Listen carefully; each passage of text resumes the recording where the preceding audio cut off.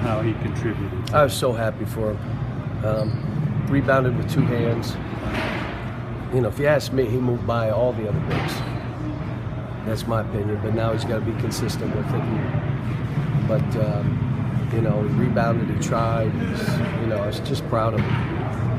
Were you challenging him a little bit yesterday? You had some pretty strong words about him. Did you hope that he would take that and run with it? No, I think everybody knows. They watch him and they're like, why doesn't he rebound and just defend? Cal could leave him on the floor. Like, I'm not like some genius. If you're watching a game, that's what you would say. But there's an opportunity right now because some guys are not stepping up. You know, it's just disappointing when stuff is being said. Like last year, you beat West Virginia by 100. This year, you know, like where's the fight in this? You know, so that was disappointing. But the biggest thing is, look, and I want to say this in the right way. We have a 12-point lead. I'll go back and look. We have to make winning plays. We don't. My freshmen, first of all, like Jamal or Isaiah fouling.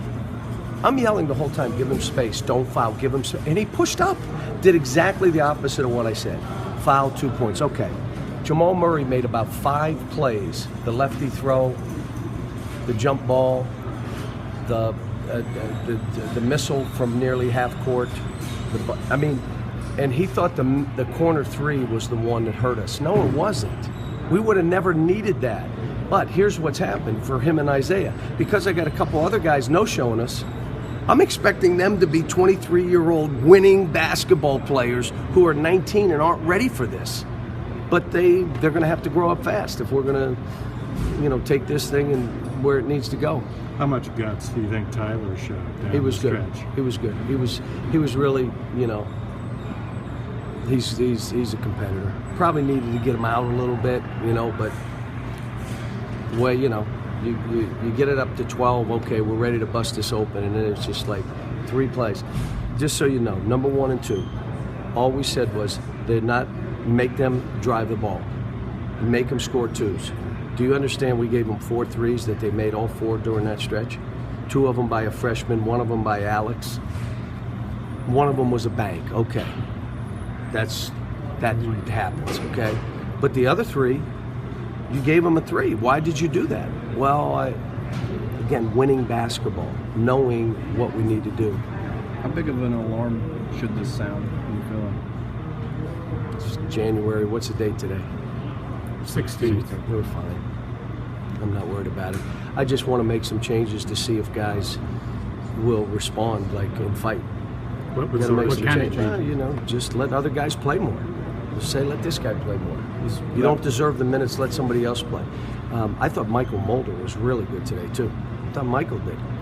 That's how he has played. The last game he didn't play that way, Mississippi State.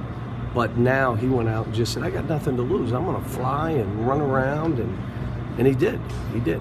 I was really pleased with him, too. But you got to give Auburn credit now. I mean, they had a packed arena.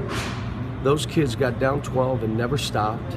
They made big plays and free throws down the stretch.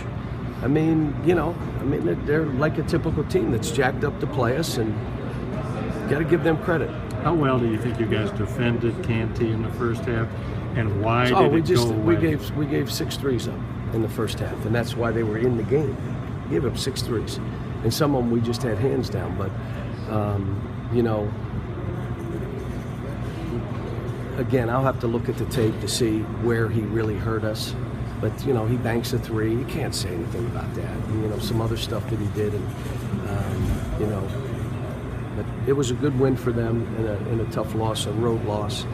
Just, you know, stuff is going to be a little tougher. We don't have the margin of error that we've had in some of my teams. So, when I talk about winning basketball, it matters. It matters. So all those plays that we've talked about over and over and over about, but you continue to do, came back to haunt us today. And it's not just one guy, like 3 or 4 guys. When you talk about changes, are you thinking start the next game? I don't know.